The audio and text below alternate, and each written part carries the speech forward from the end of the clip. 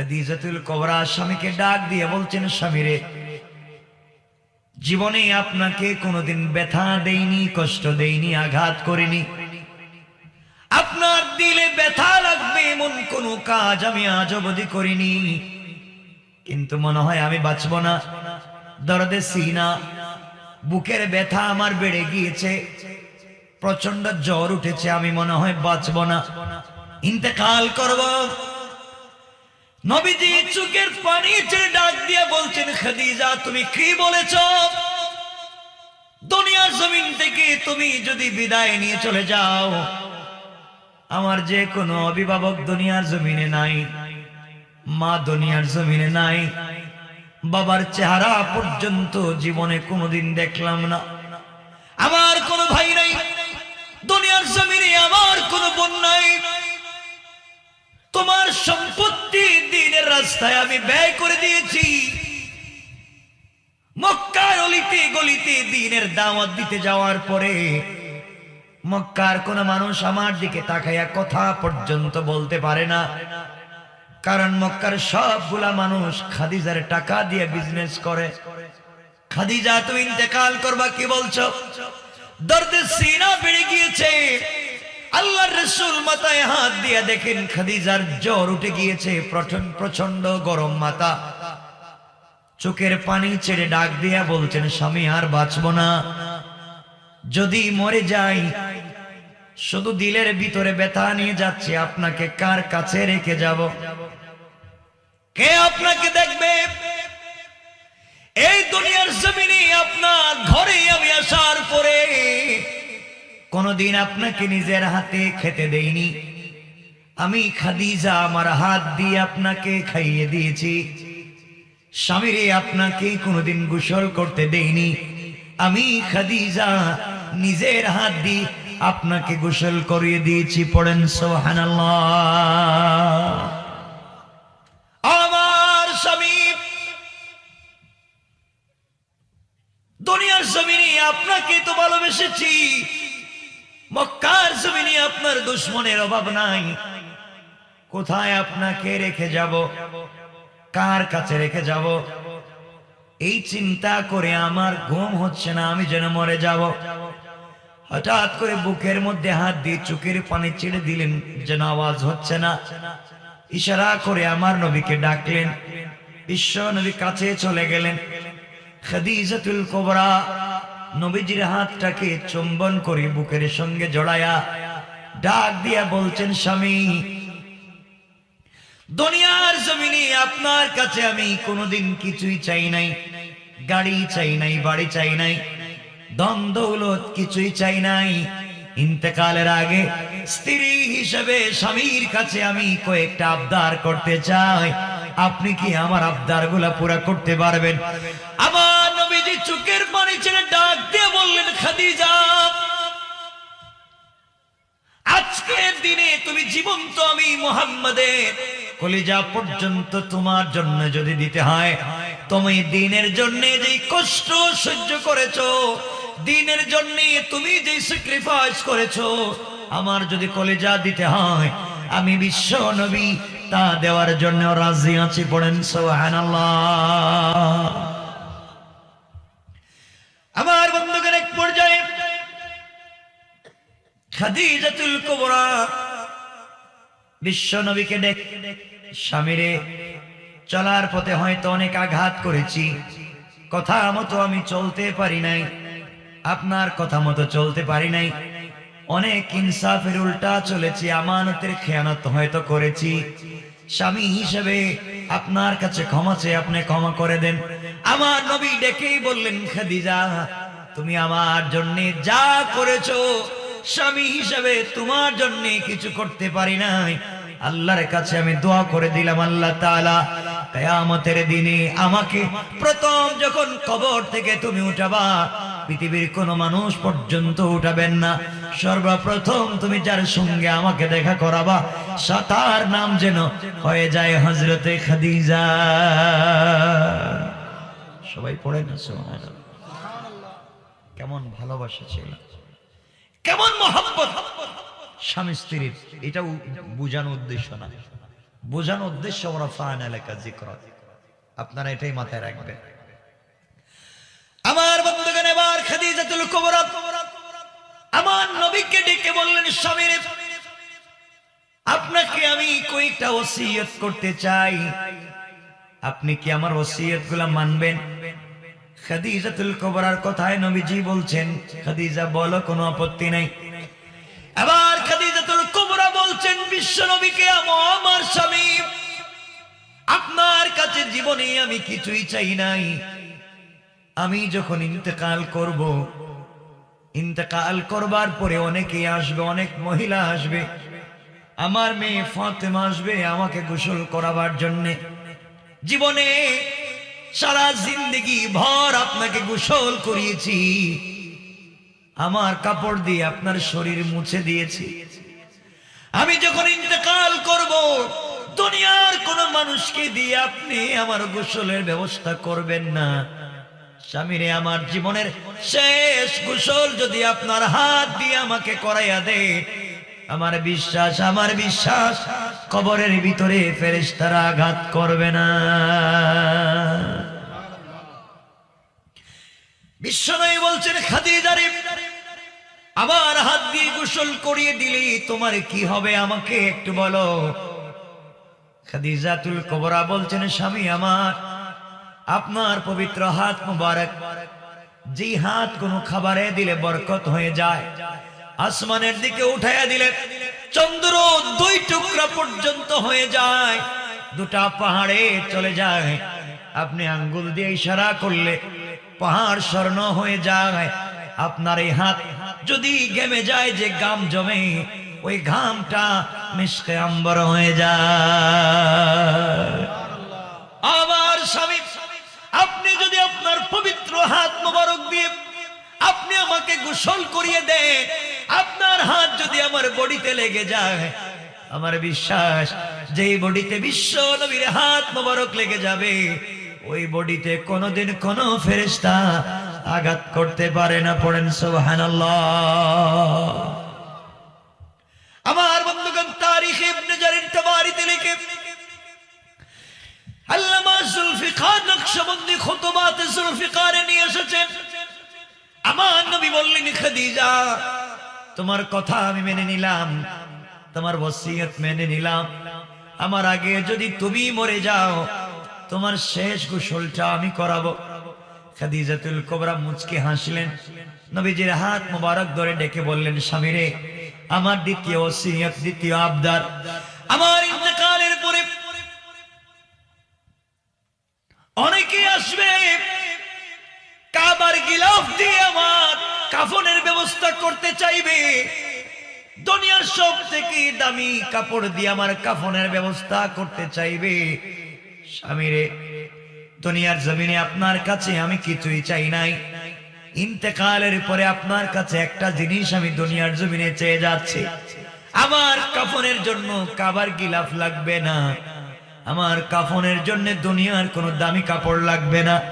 আপনার কাছে আমি স্ত্রী হিসাবে স্বামীর কাছে আবদার করলাম, আপনার পরনের একটা জুব্বা, আপনার পরনের একটা পাঞ্জাবি, আপনার পরনের একটা কাপড় যদি আপনি আমার কাফন হিসাবে দিয়ে দেন, আপনার পরনের যে জুব্বা মুবারক আপনার বডিতে লেগেছে, বডির ঘ্রাণ গন্ধ পাঞ্জাবিতে লেগেছে, ওটা দিয়ে যদি আপনি আমার কাফনের ব্যবস্থা করে দেন, আমার বিশ্বাস ওই কাপড় দিয়ে প্যাকেজিং করলে কাপড়ের উপরে ফেরেশতারা আঘাত করবে না।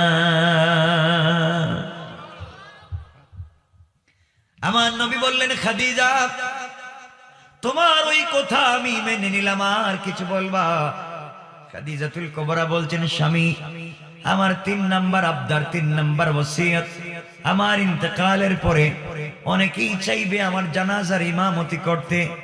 খবরদার, আপনাকে বলে দিলাম, 3 নাম্বার ওসিয়ত, আমার ইন্তেকালের পরে আমার লাশ সামনে নিয়ে আপনি স্বামী স্ত্রীর যখন জানাজার ইমামতি করবেন, আপনি যদি জানাজার ইমামতি করেন আর আপনার চোখ থেকে 1 ফোঁটা পানি যদি মাটিতে পড়ে যায়, যখন আপনি আমার লাশ সামনে নিয়ে ইমামতির জন্য দাঁড়াবে, অনেক স্মৃতির কথা মনে পড়বে, জীবনের অনেক কথা মনে পড়বে, মনে পড়লে চোখ থেকে যদি এক ফোঁটা পানি পড়ে যায়, আপনার চোখ থেকে আমি খাদিজার জন্য মাটিতে যদি এক ফোঁটা পানি পড়ে যায়, আমার বিশ্বাস আল্লাহ কোনোদিনও আমাকে জাহান্নামের আগুনে জ্বালাবে না। আমার বন্ধুগণ, এবার নবীজি বলছেন, খাদিজা তোমার ওই কথা আমি মেনে নিলাম, ওই ওসিয়ত মেনে নিলাম। 3 নাম্বার ওসিয়ত, আর কিছু বলবা কি? এবার খাদিজাতুল কুবরা বলছেন, স্বামী যখন আমি ইন্তেকাল করব, আমাকে কবরে রাখবার জন্য অনেকেই আসবে। খবরদার, গোটা জিন্দেগি যতদিন দুনিয়ার জমিনে বেঁচে ছিলাম আপনাকে জড়িয়ে ঘুমিয়েছি, আপনার সঙ্গে আমি শুয়েছিলাম। ইন্তেকালের পরে শেষ আবদার, আপনি আমাকে কুলে করে কবরের মধ্যে শোয়া দিবেন। ওগো পয়গম্বরে আরবি, আপনি স্বামী যখন আমি স্ত্রীকে কবরে শোয়া দিবে, আমার বিশ্বাস আপনি যখন নিজের হাত দিয়া আমাকে কবরের ভিতরে রেখে দিবে, ওই কবরের ভিতরে কোনো ফেরেশতা আযাব দিবে না। সুবহানাল্লাহ পড়েন। আমার বন্ধুগণ, এবার বিশ্বনবী বললেন, খাদিজা তোমার ওই কথা আমি মেনে নিলাম। 4 নাম্বার ওসিয়ত আমি তোমার মেনে নিয়েছি। এবার খাদিজাতুল কুবরা মুচকি হেসে বলছেন, স্বামী আমার 5 নাম্বার ওসিয়ত শেষ আবদারের পরে কোনো কথা বলবো না। আমি আপনার কাছে জিন্দেগির শেষ একটা জিনিস চাই। নবীজি বলেন, কি বলতে চাও বলো। খাদিজাতুল কুবরা রাদিয়াল্লাহু তাআলা আনহা ডাক দিয়ে বলছেন, স্বামী রে, আপনি আপনার মেয়ে ফাতেমাকে বলছেন, ইয়া ফাতিমা আনকিযি নাফসাকি মিনান নার, ফাতেমা তুমিও জাহান্নামের আগুন থেকে নিজেকে বাঁচাইও। আমি বাবার পরিচয় দিয়ে কবরের ভিতরে কারো পরিচয় চলবে না, কবরের ভিতরে ফেরেশতারা কারো পরিচয় জানতে চাইবে না। স্বামী আমার এই অন্ধকার কবরে আমাকে যখন প্রশ্ন করা হবে, না জানি প্রশ্নের জবাব দিতে পারবো না, ফেরেশতারা কি প্রশ্ন করে জবাব দিতে পারবো না। এজন্য আপনার কাছে আমার শেষ আবদার ওসিয়ত, আপনি আমার কবরের মধ্যে বসে থাকবেন, আর আমি যদি বিপদে পড়ে যাই, প্রশ্নের জবাব দিতে না পারি, আপনি কি আমার পক্ষ থেকে প্রশ্নের জবাবগুলো দিবেন? এবার বিশ্বনবী আর নিজেকে সামলে রাখতে পারলেন না, খাদিজাকে জড়ায়া বাচ্চাদের মতো ফুমাইয়া কান্না শুরু করে ডাক দিয়া বললেন, খাদিজা কথা দিলাম দুনিয়ার জমিনে ইসলামের জন্যে, আমার জন্যে তুমি যা করে গিয়েছো, তুমি প্রশ্নের জবাব চাইছো, কথা দিলাম যতক্ষণ পর্যন্ত তোমার পক্ষ থেকে আমি ফেরেশতাদের প্রশ্নের জবাব না দিব, ততক্ষণ পর্যন্ত কবরের উপর থেকে চলে আসবো না। পড়েন সুবহানাল্লাহ। আমার বন্ধুগণ, কষ্ট হচ্ছে আপনাদের? বৃষ্টি তো থেমে গেছে, কষ্ট হচ্ছে না তো? এখন একটু হাত দেখেন তো, দেখি কার কার কষ্ট হচ্ছে। কি এতক্ষণ কথা বলার পরে হচ্ছে? আমার বন্ধুগণ, আপনাদের ভালোবাসা আসছে। আচ্ছা, এই যে অবস্থা আপনাদের, আমার ভাইরা রাসূল পাকের কাছে ওসিয়ত করলেন, মা খাদিজাতুল কুবরা। লম্বা কথা আমরা সংক্ষেপ করে মূল বিষয়ের দিকে যাব। খাদিজাতুল কুবরা ইন্তেকাল করলেন, নবীজি নিজের হাতে গোসল করালেন, নিজের জুব্বা খুলে কাফনের ব্যবস্থা করে দিলেন, নিজে জানাজার ইমামতি করলেন, নিজের হাতে কবরে রাখলেন। কবরে রেখে উপরে মাটি দিয়া নবীজি মাটির কবরের উপরে বসে বসে কাঁদতেছেন। কেমন স্বামী চিন্তা করেন, স্ত্রীর জন্য কান্দে, আর আপনার হইলে বলবেন তো মরছে তো ভালো হয়েছে, বাচ্চা লাভ কি? ঠিক না?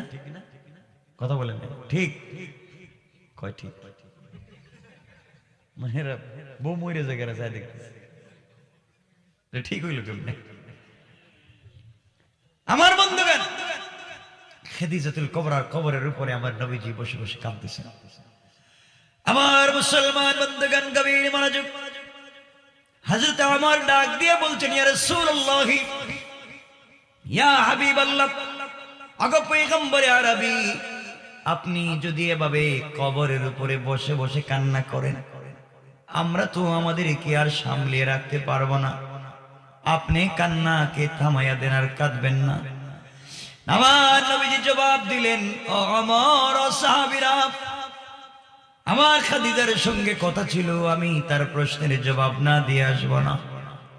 এজন্যই আমি কবরের উপরে বসে আছি। তোমরা যাও। ইসলামের জন্য খাদিজার যে অবদান তোমরা জানো না, খাদিজা কি করেছে। এমন সময় জিবরিল আমিনকে আল্লাহ পাঠাইয়া দিলেন, জিবরাইল যাও, আমার বন্ধুর কাছে হাজির হয়ে যাও। জিবরিল আমিন হাজির হয়ে গেলেন। নবীজির কাছে এসে ডাক দিয়ে বলছেন, ইয়া রাসূলুল্লাহ, কবরের উপর থেকে আপনি চলে আসেন, বাড়িতে চলে যান। আপনি যদি কবরের উপরে বা কবরের পাড়ে দাঁড়িয়ে থাকেন, কোন ফেরেশতারা খাদিজার কবরে প্রশ্ন করতে আসবে না। আমার নবীজি চোখের পানি ছেড়ে জিবরাইলকে বললেন, ভাই জিবরাইল রে, খাদিজাকে কথা দিয়েছি, তার প্রশ্নের জবাব না দিয়ে যাব না।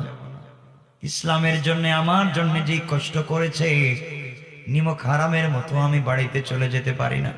আওয়াজ আসলো, আওয়াজ হলো, আল্লাহ ডাক দিয়ে বলছেন, বন্ধু আমার, খাদিজা ইসলামের জন্য যা করেছে, যত কষ্ট করেছে, সমুদয় সম্পত্তি দ্বীনের রাস্তায় ব্যয় করে যেই মহানুভবতা দেখিয়েছে, আপনি তার প্রশ্নের জবাবের জন্য যদি কবরের উপরে বসে থাকেন হবে না। আপনি আপনার বাড়িতে চলে যান। এই মুহূর্তে আমি আল্লাহ খাদিজার কবরের প্রশ্নের জিম্মাদার হয়ে গেলাম। সুবহানাল্লাহ, আওয়াজ করে পড়েন সুবহান। এই খাদিজাতুল কুবরা ইন্তেকাল করলেন সংক্ষেপ। যেই খাদিজাতুল কুবরাকে বিয়ের মাধ্যমে আল্লাহ বলছেন, আপনার বুকের বোঝাকে হালকা করেছি, দ্বীনের প্রচারের জন্য তার সম্পত্তির মাধ্যমে আপনার বুকের বোঝা হালকা করে সম্মান বাড়িয়েছি। এই খাদিজাতুল কুবরা ইন্তেকাল করলেন। খাদিজাতুল কুবরা ইন্তেকাল করলেন। এই বছরই তার চাচা আবু তালেব ইন্তেকাল করলেন। আবু তালেবের ইন্তেকালের পরে রাসূল বাহিরে দ্বীনের দাওয়াত নিয়ে গেলে কাফেররা আঘাত করে নির্যাতনের স্ট্রিম রুলার চালিয়ে দিয়েছে। দ্বীনের দাওয়াত দিলে আঘাত করে, নির্যাতন করে, মানুষের আঘাত প্রাপ্ত হয়। ঘরের ভিতরে সে শান্তি নাই, ঘরের ভিতরে খাদিজাও নাই। নবীজির ঘরের ভিতরে খাদিজা নাই, বাহিরে চাচা নাই। আল্লাহ যে বলছেন দুইজনের মাধ্যমে দ্বীনের দাওয়াতের পথকে প্রশস্ত করেছেন, সম্মান বাড়িয়ে দিয়েছেন। এই দুজনের কেউ যখন দুনিয়ার জমিনে নাই, এবার নবীজি চিন্তা করলেন, মক্কায় আমি আর থাকতে পারবো না, ঘরের ভিতরে আমি নিরাপদ না। কাফেররা যে কোনো সময় ঘরের ভিতরে আমাকে আঘাত করতে পারে, বাহিরেও নিরাপদ না, যে কোনো সময় মেরে ফেলতে পারে। চলে যাই, আমি নানার বাড়িতে চলে যাই, তায়েফে চলে যাই। তায়েফে আমার ছোটবেলার অনেক বন্ধু আছে, যাদের সঙ্গে খেলাধুলা করেছি। নানার বাড়িতে গেলে হয়তো সবাই আমাকে আদর আপ্যায়ন করবে, কারণ আমার মাও নাই, বাবাও নাই, ভাইও নাই, বোনও নাই, আমার স্ত্রীও নাই। এই চিন্তা করে এতিম নবী, বিশ্ব নবী তায়েফের দিকে যাত্রা শুরু করে দিলেন। তায়েফে যাওয়ার পরে তায়েফের মানুষের কাছে দ্বীনের দাওয়াত দিতে লাগলেন। আসলিম তাসলাম, ইসলাম কবুল করো, শান্তিতে থাকবা। তাওহীদ মানো, আমার রিসালাত মানো, মূর্তি পূজা বাদ দাও, গালিগালাজ বাদ দাও, হিংসা বিদ্বেষ বাদ দাও, এক আল্লাহর ইবাদত করো। আমার নবী যখন দ্বীনের দাওয়াত দেওয়া শুরু করে দিলেন, তায়েফের মানুষ আমার নবীকে পাগল বলে আঘাত করতে লাগলো।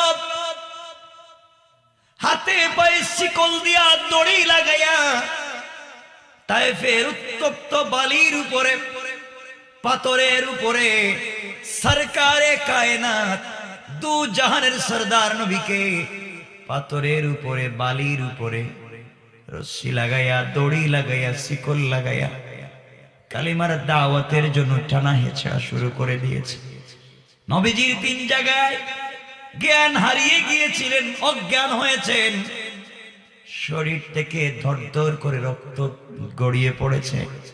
আমার বন্ধুগণ, এত বেশি শরীর থেকে রক্ত ঝরেছে। নবীজি সঙ্গে ছিলেন হযরত যায়েদ। যায়েদকে আমার নবীজি বলতেন, যায়েদ রে, তোমার কাছে যদি কোনো কাপড় থাকে কাপড় দিয়ে আমার রক্তগুলাকে মুছে দাও। 1 ফোঁটা রক্ত যেন তায়েফের মাটিতে না পড়ে। তায়েফের মানুষ আমাকে চিনে নাই বিদায় আঘাত করেছে, কিন্তু তায়েফের মাটি আমাকে চিনতে ভুল করবে না। যদি 1 ফোঁটা শরীর থেকে রক্ত মুবারক তায়েফের মাটিতে পড়ে যায়, সাথে সাথে দুনিয়ায় কিয়ামত কায়েম হয়ে যাবে। আমার মুসলমান বন্ধুগণ, সংক্ষেপ করে ঘটনা বলবো না, মূল উদ্দেশ্য বোঝাতে চাইব। আমার নবীকে আঘাত করা হলো তায়েফের ময়দানে। 3 জায়গায় অজ্ঞান হয়ে গেলেন, 3 জায়গায় রক্তাক্ত হয়ে গেলেন। 3 জায়গায় রক্তাক্ত হওয়ার পরে যখন জ্ঞান ফিরল, একজন ফেরেশতা এক বক্তব্য দিতে লাগলেন। কেউ এসে বললেন, রাসূল আপনি বলেন সবাইকে ধ্বংস করে দেই। কেউ বলছেন 2 পাহাড়কে একত্রিত করে ধ্বংস করে দেই। কেউ বলছেন জমিনটাকে আসমানের দিকে উঠাইয়া নিচের দিকে ফেলে কওমে লূত আদ সামুদের মতো হত্যা করে ফেলি। আমার নবীজি ডেকে বললেন, ফেরেশতারা, যার জন্য এত মাইর খাইলাম, যার জন্য এত রক্ত জড়ালাম, সে আল্লাহর নাম কে নিবে? তোমরা যদি তাদেরকে মেরে ফেলো, যারা আমাকে আঘাত করেছে ওরা আমাকে বুঝে নাই, আমি রাসূল এই মুহূর্তে তাদেরকে ক্ষমা করে দিলাম। কেমন নবীজি ছিলেন, কেমন ছিল তার আদর্শ! আমার বন্ধুগণ, এবার নবীজি বিশ্ব নবী চিন্তা করলেন কোন জায়গায় থাকবার জায়গা নাই, যেখানেই যাবেন নির্যাতনের শিকার হবেন, আঘাতপ্রাপ্ত হবে। হঠাৎ মনে পড়েছে আল্লাহ তাকে বলছিলেন, ওয়ারাফা'না লাকা যিকরাক, বন্ধু আপনাকে সম্মান দিয়েছি। সম্মানটা কোথায়? বাড়িতে গেলেও পিটায়, রাস্তায় বের হলেও পিটায়, নানার বাড়ি গেলেও পিটায়, ঘরে থাকতে দেয় না। সম্মানের তো কিছুই আমি পাই না। কেমন সম্মান আল্লাহ দিলেন! ঘরেও মায়ের, বাহিরেও মায়ের, নানার বাড়িতেও মায়ের। এই কথা আমার নবীজির মনের ভিতরে জেগে গেল। আল্লাহ যদি আমাকে এত সম্মান দিয়েছেন, আমি তো সম্মানের কিছুই দেখতেছি না, শুধু মায়ের খাচ্ছি। এই কথাগুলো বলে চিন্তা করলেন, রাত্র বেলা আমি কোথায় থাকবো? নিজের বাড়িতে যেতে পারবো না, তায়েফেও থাকতে পারবো না, কোথায় যাব? চিন্তা করে আমার নবীজি চিন্তা করলেন, উম্মে হানির বাড়িতে চলে যাই। উম্মে হানির বাড়িতে গেলেন, ডাক দিয়ে বললেন, বোন রে, তোমার বাড়িতে কি আমাকে থাকবার মতো জায়গা করে দেওয়া যায়? উম্মে হানি একটা রুম দেখিয়ে বললেন, ভাই এখানে থাকতে পারো আজকের রাত্র। আমার বন্ধুগণ, লম্বা কথা সংক্ষেপ করে বোঝাচ্ছি। আমার নবীজি রাত্রবেলা গিয়েছেন, শরীরের দিকে তাকায় দেখেন, যেদিকে তাকায় দিকে রক্ত লেগে আছে, চামড়ার থেকে রক্ত বের হয়, শরীর মুবারক ফুলে গিয়েছে, গোটা বডিতে ব্যথা, কথা বলতে পারতেছেন না, গোটা বডিতে আঘাতের চিহ্ন। আমাদের মা আয়েশা সিদ্দিকা রাদিয়াল্লাহু তাআলা আনহা যখন আমার নবীজিকে গোসল করাতেন, একদিন গোসল করাতে যখন শরীরের মধ্যে পানি ডাললেন, পিঠের মধ্যে পানি ডাললেন, চিৎকার করে ডাক দিয়া বলছেন, স্বামী আমার, আপনার কি কোনোদিন বসন্ত রোগ হয়েছে? পিঠের মধ্যে এত বড় বড় কালো দাগ কিসের?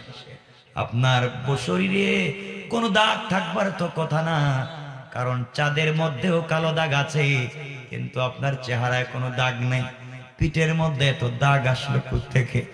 আমার নবীজি বললেন, আয়েশা, আমার জীবনে কোনোদিন বসন্ত রোগ হয় নাই রে। দিনের দাওয়াত আর কালিমার দাওয়াত নিয়ে তায়েফে গিয়েছিলাম, তায়েফের মানুষ আমাকে পাগল বলে পাথর দিয়ে যে আঘাত করেছে, আঘাত চলে গিয়েছে, দাগ এখনো মুছে যায় নাই। আমার বন্ধুগণ, আমার নবী দ্বীনের জন্য এত কষ্ট করলেন। রাত্রবেলা মানুষ যখন একা হয়, অনেক দুঃখের স্মৃতি মনে পড়ে না? আপনারা মনে হয় কথা বলবেন না? মনে পড়ে? মানুষ একা হলে দুঃখের স্মৃতি মনে পড়ে না? আমার নবীজি গভীর রজনীতে একা যখন বসে আছেন, অনেক স্মৃতি মনে পড়েছে। আহারে, কেউ নাই দেখে আমাকে মানুষ পিটায়, আমি কালিমার দাওয়াত দিই আমাকে মানুষ মারে। শরীরের দিকে তাকায় দেখেন কাপড় গুলা ছেঁড়া, জুতা মুবারক পর্যন্ত ছিঁড়ে গিয়েছে। নবীজি কাঁদতেছেন। আল্লাহ বললেন আমাকে দ্বীনের দাওয়াত দিয়েছেন, আমি তো দ্বীনের দাওয়াতের কিছুই পাই, আমাকে নাকি সম্মান দিয়েছেন, আমি তো সম্মানের কিছুই পাইতেছি না। আল্লাহর সহ্য হলো না। আল্লাহ সাথে সাথে জিবরিল আমিনকে পাঠাইয়া দিলেন, ও জিবরাইল, এই মুহূর্তে আমার বন্ধুর কাছে যাও, যার কারণে আমি আরশ কুরসি লৌহ কলম সব তৈরি করেছি। আদম যখন মাটি আর পানির মধ্যে গড়াগড়ি করেন, ওই সময় যাকে রসুল হিসাবে স্বীকৃতি দিয়েছি, রসুল হিসাবে তৈরি করেছি, আমার নবী আজকে কষ্ট পাবেন, আমি আরশে আজিম বসে থাকবো, হবে না। নবী বলতেছেন সম্মান দিয়েছি, তিনি বুঝেন নাই, এই মুহূর্তে নিয়ে যাও, আমার পরে পৃথিবীর সব থেকে বড় সম্মান এই মুহূর্তে আমি আল্লাহ তাকে দিতে চাই। সবাই পড়েন সুবহানাল্লাহ। জিবরিল আমিন আমার নবীর কাছে পৌঁছে গেলেন। নবীজিকে ডাক দিয়া বললেন, পয়গম্বরে আরবি ঘুম থেকে উঠেন। আমার নবীজি ঘুম থেকে উঠলেন। জিবরিল আমিন বলছেন, ইয়া রাসূলুল্লাহ, আর কাঁদবেন না, আর মনে ব্যথা নিবেন না, মনের ভিতরে আর দুঃখ নিবেন না, সব দুঃখ দূর হয়ে যাবে, চলেন আপনাকে নিয়ে যাই হাতিমে কাবায়। এই কথা বলে আমার নবীকে হাতিমে কাবায় নিয়ে গেলেন। হাতিমে কাবায় নিয়ে যাওয়ার পরে আমার নবীকে জিবরিল আমিন শোয়া দিলেন। শোয়া বুকটা কাটলেন, কি যেন বুকের ভিতর থেকে বের করলেন, বের করে জমজমের পানি দিয়ে ধুইলেন। জমজমের পানি দিয়ে ধোয়ার পরে জিবরিল আমিন একটা তস্তরি বের করলেন। তস্তরি বের করলেন, হীরা জবরদস্ত স্বর্ণের দিয়ে তৈরি করা তস্তরি। ওটার ভিতরে কি যেন আছে, ওটার ভিতরে ইলম এবং হিকমত ছিল ভরপুর। বুকটা কেটে জমজমের পানি দিয়ে ধুইয়া ইলম এবং হিকমত সহ আবার নবীর বুকটাকে লাগাইয়া দিয়েছেন। কোন সুবহানাল্লাহ। আমি যে সূরা পড়েছি, এই সূরার প্রথম আয়াতে আল্লাহ বলছেন, আলাম নাশরাহ লাকা সাদরাক। বন্ধু, আমি কি তোমার সিনাকে বিদীর্ণ করিনি? আমি কি তোমার সিনাকে চাক করিনি? আমি কি তোমার সিনাকে কাটিনি? এই যে আরেকবার, তিনবার কাটা হয়েছে, একবার। সিনা চাকের পরে নবীজি মুস্কে হাসতেছেন। জিবরিল আমিন বলছেন, আপনি কাঁদতেছিলেন, আপনার বডিতে ব্যথা ছিল, আপনি এখন হাসতেছেন কেন? জিবরিল আমিনকে রাসূল বলছেন, জিবরাইল, কি করলা তুমি? আমার ভিতর থেকে কি বের করে জমজমের পানি দিয়ে ধুইছ, আর স্বর্ণের তস্তরিতে করে কে নিয়ে আসছো, আমার ভিতরে ঢুকায় দিছো।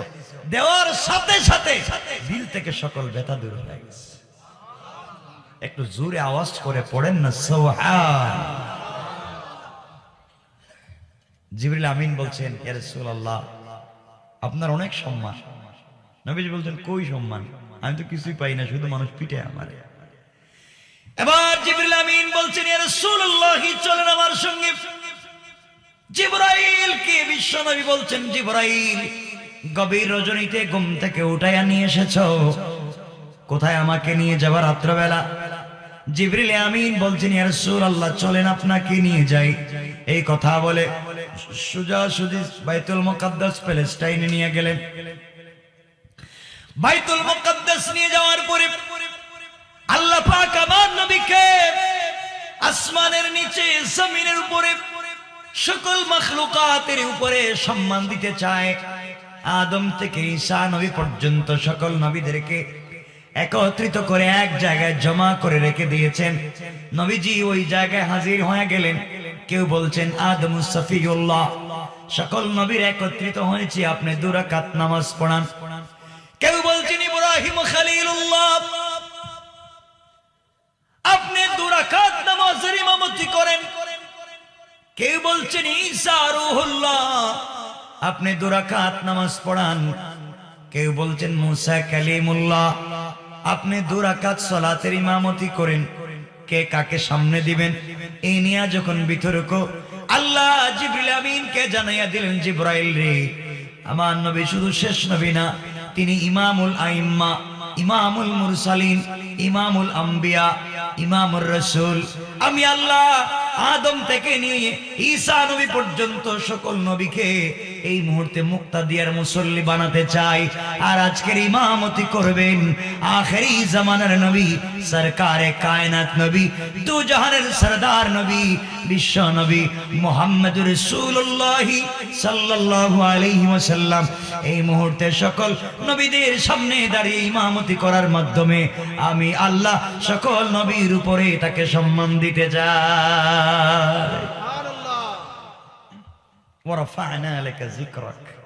বন্ধু, আপনি নাকি বলছেন সম্মান বুঝেন নাই, কারণ সবার উপরে সম্মান। সুবহানাল্লাহ বললেন না? সকল নবীদের ইমাম, ইমামুল আইম্মা, ইমামুল আম্বিয়া, ইমামুর রাসূল, সকলের ইমামতি করলেন। সংক্ষেপ করে করে বুঝাই, নবীজির সম্মান কমছে না বাড়ছে? সবাই বলেন। আল্লাহ বলছেন ওয়ারাফা'না লাকা যিকরাক, বন্ধু আমি আপনাকে সম্মান দিয়েছি। আল্লাহ বলছেন জিবরাইল, বন্ধুর সম্মান এখানেই শেষ না।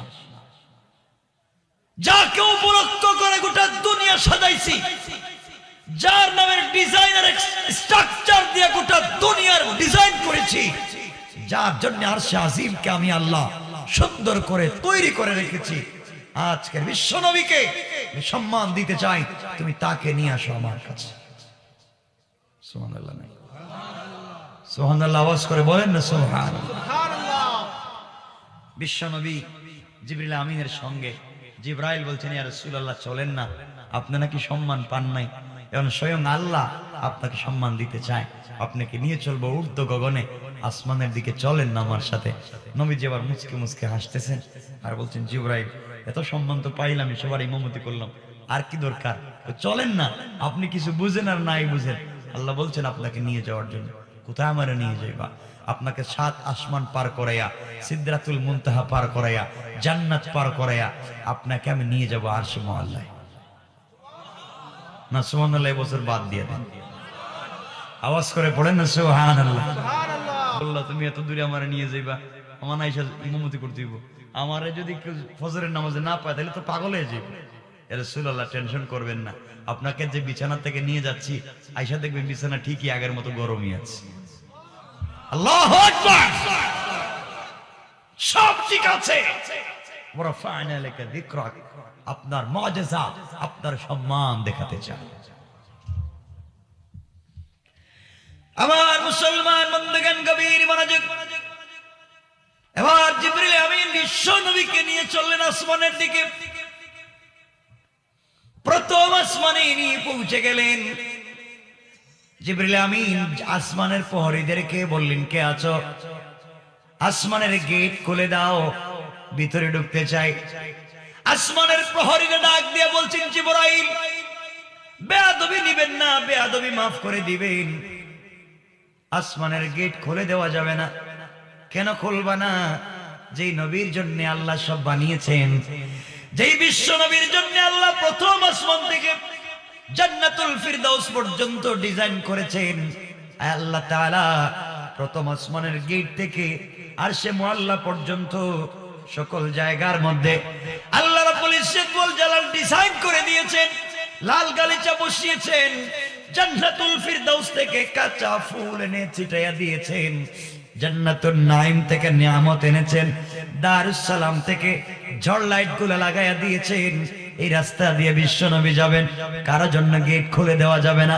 জিবরাইল বললেন, প্রহরীরা শুনো রে, যার জন্য দুনিয়ার সৃষ্টি থেকে আজ পর্যন্ত ডিজাইন করে রাখা হয়েছে, সেই বিশ্ব নবী আমার সাথে আছে, দরজা খুলে দাও। আমার বন্ধুগণ, সবাই আহলান সাহলান মারহাবান দেওয়ার জন্য গেট খুলে দিয়েছে। নবীজি প্রথম আসমানে পা দিলেন। আমি ঘটনা বলবো না, কার সাথে দেখা হলো কি হলো এগুলো সব বাদ, শুধু সম্মান দেখাবো। আসমানে পা দিলেন, এদিক সেদিক তাকাচ্ছেন, তাকায়া দেখেন আসমানের প্রথম গেটের ডিজাইন করা, যেখানে আল্লাহর নাম, এক পাশে রাসূলের নাম। আল্লাহু আকবার। ওয়া রাফা'না লাকা যিকরাক। নবীজি হাঁটতেছেন, দেখতেছেন বাতির ডিজাইনটা মুহাম্মদ আহমদ নাম দিয়ে ডিজাইন করা, লাল গালিচা, সব সংবর্ধনা রাসূলের নাম দিয়া। জিবরিল আমিন তো সামনে, নবীজি পিছনে। হঠাৎ জিবরিল আমিন পিছন দিকে তাকায় দেখেন নবীজি মুচকে হাসতেছেন। জিবরাইল বলছেন, ইয়া রাসূলুল্লাহ আপনি হাসতেছেন কেন? জিবরাইল, আমি জানতাম না আল্লাহ যে আমার এত ভালোবাসে। আমি প্রথম আসমান আয়েশা দেখি, যত কিছু দেখা যায় সব জায়গায় যেখানে আল্লাহর নাম ওখানে আমার নাম। আল্লাহু আকবার। আমার বন্ধুগণ, চলতে চলতে এভাবে চলতে লাগলেন। এক এক আসমান করে সপ্তম আসমান পার হয়ে পৌঁছে গেলেন, জান্নাতে গেলেন। জান্নাতুল ফিরদাউসে যাওয়ার পরে জান্নাতুল ফিরদাউসের গেটে যখন দাঁড়ালেন, ঘটনা বলছি না, সব আসমানে দেখা হয়েছে, এক একজন পয়গম্বরের সঙ্গে কথা হয়েছে, এগুলা বাদ। আমার নবী চলে গেলেন জান্নাতুল ফিরদাউসে। ওখানে যাওয়ার পরে বিশ্ব নবী সাল্লাল্লাহু আলাইহি ওয়াসাল্লাম জান্নাতের গেটে তাকায়া দেখেন, জান্নাতের গেটে যত ডিজাইন করা আছে সকল ডিজাইন হচ্ছে আমার নবীর নাম দিয়া। নবীজি গেটের দিকে তাকাচ্ছেন। হযরত জিবরিল আমিন তো ভিতরে পৌঁছে গেছেন। নবীজিকে জিবরাইল আমিন বলছেন, রাসূলুল্লাহ আপনি গেটে কেন ভিতরে আসেন না? নবীজি ভিতরে গেছেন। জিবরাইল বলছেন, এটা আপনার আবু বকরের বাড়ি, এটা ওমরের বাড়ি, এটা ওসমানের বাড়ি, ওটা আলীর বাড়ি। নবীজি ওগুলা দেখাচ্ছেন, নবীজিকে দেখাচ্ছেন জিবরিল আমিন একটা একটা করে।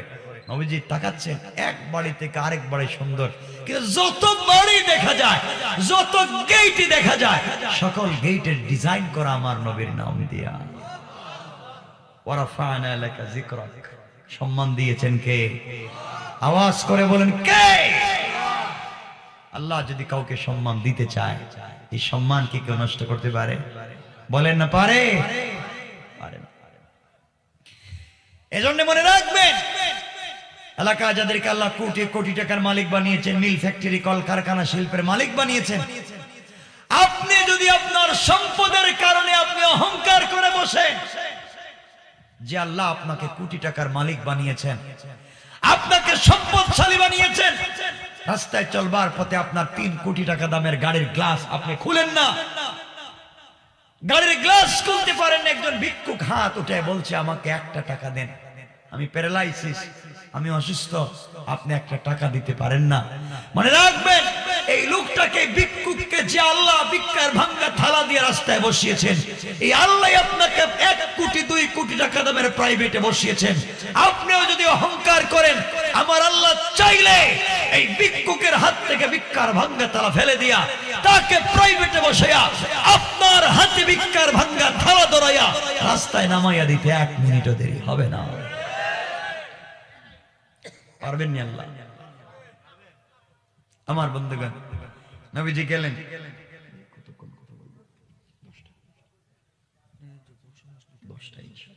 লম্বা করবো না, আলোচনা অনেক লম্বা, কিন্তু বেশি লম্বা করবো না, আমাকে যেতে হবে কক্সবাজার, চিটাং। আমার মুসলমান বন্ধুগণ, গভীর মনোযোগ। আমার নবী জান্নাতুল ফিরদাউসে গেলেন। যাওয়ার পরে শুনেন, হঠাৎ করে আমার নবীজি তার সামনে দিয়ে যেন কে হেঁটে যায়। জিবরিল আমিনকে বলছেন, জিবরাইল বলো তো আমার আগেই তো জান্নাতে কেউ আসছে কি? জিবরাইল বলছেন, ইয়া রাসূলুল্লাহ কেউ আসে নাই। তাহলে বলো কার পায়ের আওয়াজ শোনা যায়? জিবরিল আমিন বলছেন, ইয়া রাসূলুল্লাহ আপনি একটু চেক করে দেখেন কার পায়ের আওয়াজ শোনা যায়। নবীজি ফলো করে দেখেন, এটা তো খড়মের আওয়াজ শোনা যায়, কাঠের জুতার আওয়াজ শোনা যায়। দুনিয়ার জমিনে কাঠের জুতা আমার বেলাল ছাড়া কেউ পড়ে না। আমার নবীজি বললেন, ও জিবরাইল এটা তো আমার কালো সাহাবী হাবশী গোলাম কৃতদাস। বেলালের পায়ের আওয়াজ শোনা যায়, বেলালের পায়ের আওয়াজ কেমনে জান্নাতে আসলো? আল্লাহ জবাব দিলেন বিশ্ব নবীর, আমার বন্ধু হাবিবুল্লাহ, আপনি আমাকে ভালোবাসেন, বেলালও আপনাকে ভালোবাসে। আপনি গভীর রাত্রে ঘুম থেকে উঠে আসার সময় দুনিয়ার কেউ হয়তো আপনাকে দেখে নাই, জানে নাই, দুনিয়ার সকল মানুষকে না জানাই আসতে পারে, আমার বেলালকে না জানাই আসতে পারেন না।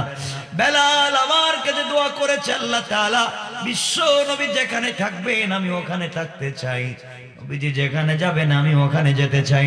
বেলালের এই কথাকে আমি আল্লাহ কবুল করে নিয়েছি। বেলাল দুনিয়া জীবিত থাকা অবস্থায় তার পায়ের আওয়াজকে রেকর্ড করে আমি আল্লাহ জান্নাতে রেখে দিয়েছি। আমার নবী জান্নাতে আরেকটু ভিতরে গেলেন। আখরাজান নাসাই মিন তরিক যুহরি আন উরওয়া আন আয়েশা রাদিয়াল্লাহু তাআলা আনহা قالت قال رسول الله صلى الله عليه وسلم دخلت الجنة فسمعت قراءة فقلت من هذا فقيل حارثة بن النعمان فقال رسول الله صلى الله عليه وسلم كذلكم البر وكان برا بأمه।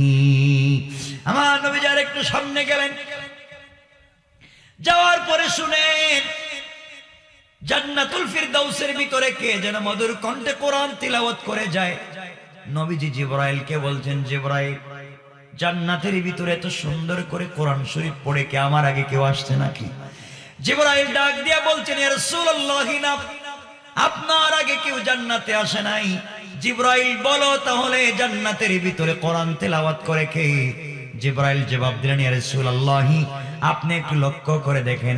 জিবরিল আমিনের কথায় বিশ্ব নবী কান লাগাইয়া শুনেন। এ আর কেউ না, তার গরিব সাহাবী, ছোট্ট সাহাবী হারিসা ইবনে নু'মানের কোরআনের তেলাওয়াত শোনা যায়। জিজ্ঞাসা করলেন, জিবরাইল বলো, হারিসা ইবনে নু'মান খেত খামারে কাজ করে, গরিব মানুষ, তার আওয়াজ কেমনে জান্নাত পর্যন্ত পৌঁছে গেল?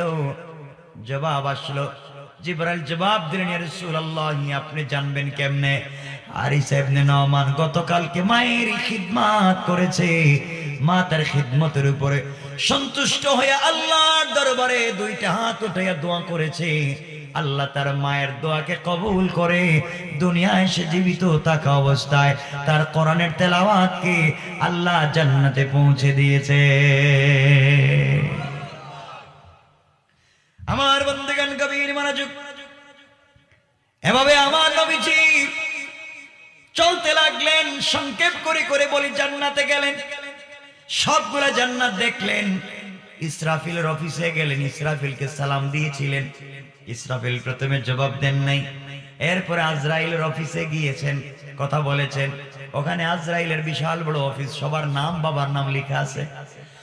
আমার বন্ধুগণ, সব থেকে বের হলেন, জাহান্নামে দেখলেন। লম্বা ঘটনা। সব জায়গা থেকে বের হয়ে সিদরাতুল মুনতাহায় গেলেন। সিদরাতুন মানে বড়ই গাছ, কুল গাছ।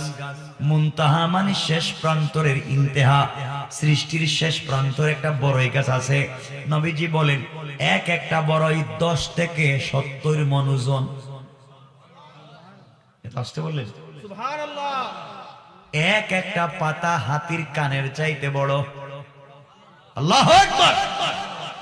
জিবরিল আমিন রাসূলের পাককে ওখানে নিয়ে গেছেন সিদরাতুল মুনতাহায়, সৃষ্টির শেষ প্রান্তরের বড়ই গাছের নিচে। নবীজি ওখানে গেছে, জিবরাইল দেখাচ্ছেন, দেখেন এই যে গাছ, এই যে সব। নবীজি গাছের পাতায় হাত দিয়া এতটুকুন হাসলেন, নবীজির মুখের সামনের দাঁত মুবারক বের হয়ে গেল, হাসির আওয়াজ হলো।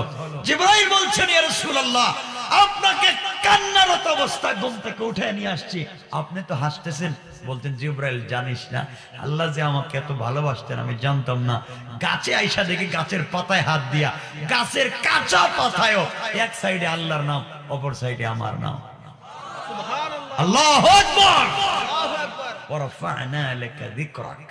সম্মান দিয়েছেন কে? আওয়াজ করে বলেন, কে? আমার বন্ধুগণ, বিশ্বনবী দেখতে লাগলেন। এই সিদরাতুল মুনতাহা একটা কঠিন ইতিহাস আছে। কঠিন একটা ইতিহাস আছে সিদরাতুল মুনতাহায়, এটা বললে আলোচনা অন্যদিকে চলে যাবে। আশ্চর্য একটা ঘটনা আছে, যে ঘটনা 4 ধরনের হয়ে থাকে, আমরা সেদিকে যাব না। সিদরাতুল মুনতাহায় বিশ্বনবী, আবার জিবরিল আমিন বলছেন, ইয়া রাসূলুল্লাহ, ইয়া হাবিবাল্লাহ, পয়গম্বরে আরবি, বেয়াদবি মাফ করবেন, আপনার সঙ্গে কিছু কথা বলতে চাই। নবীজি বলছেন, জিবরাইল কি বলতে চাও? জিবরাইল বলছেন, ইয়া রাসূলুল্লাহ, আপনার মন তো এখন আগের চাইতে ভালো, ফুরফুরে মিজাজের, হাসি খুশি সব ভুলে গিয়েছে। কোথায় ছিলেন? জমিনে। আসছেন সিদরাতুল মুনতাহায়। আমার নবী বলছেন, জিবরাইল, আমার আল্লাহ আমাকে তো ভালোবাসে, তো সম্মান দিয়েছে, আমি জানতাম না এত ভালোবাসেন। আবার জিবরাইল বলছেন, ইয়া রাসূলুল্লাহ, এই যে আমার পাসপোর্টে ভিসা আছে, পাসপোর্টের মেয়াদ আছে, ভিসার মেয়াদও আছে, কিন্তু আপনি যেই রাস্তা দিয়ে যাবেন এই রোড পারমিট আমার কাছে নাই, আমি রাস্তা দিয়ে যেতে পারবো না, আপনাকে ওখানে দাঁড় করে রেখে দিলাম, আমি এখান থেকে আপনার কাছ থেকে বিদায় নিতে চাই, সামনে আর যেতে পারবো না। সামনে আমি গেলে আমার 600 নূরে ডানা জ্বলে পুড়ে সারখার হয়ে যাবে, কিন্তু আপনি গেলে সম্মান বেড়ে যাবে। আমার বন্ধুগণ, বিশ্বনবী বলছেন, জিবরাইল রে, কি বলছো?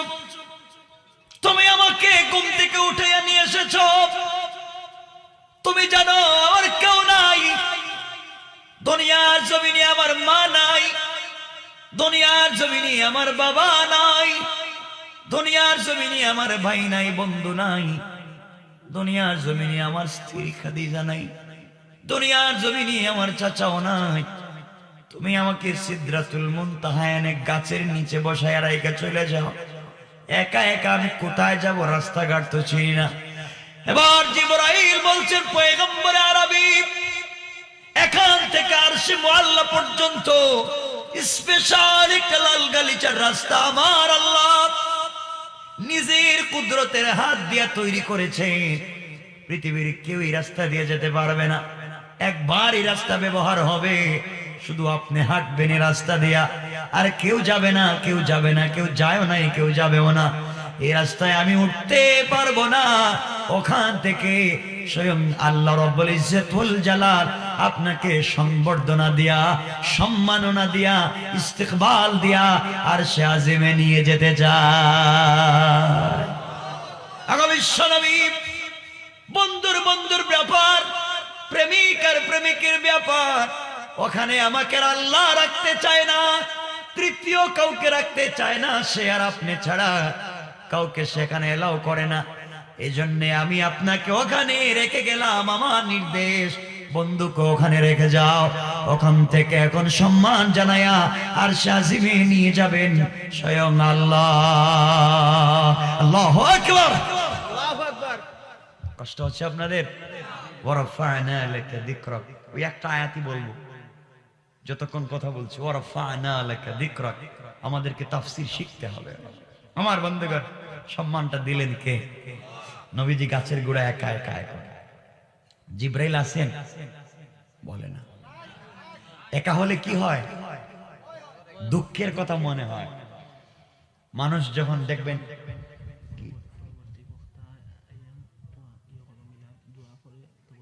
ইনশাআল্লাহ আমি বলে দেব না, মোহাম্মদ আমিরুল ইসলাম, ইমাম, বরমচাল কেন্দ্রীয় জামে মসজিদ, হযরত মাওলানা আমিরুল ইসলাম, ইমাম, বরমচাল মাধবপুর কেন্দ্রীয় জামে মসজিদ। আমার পরে ভাই আসবেন, চমৎকার কথা বলবেন, আপনারা কথা শুনবেন।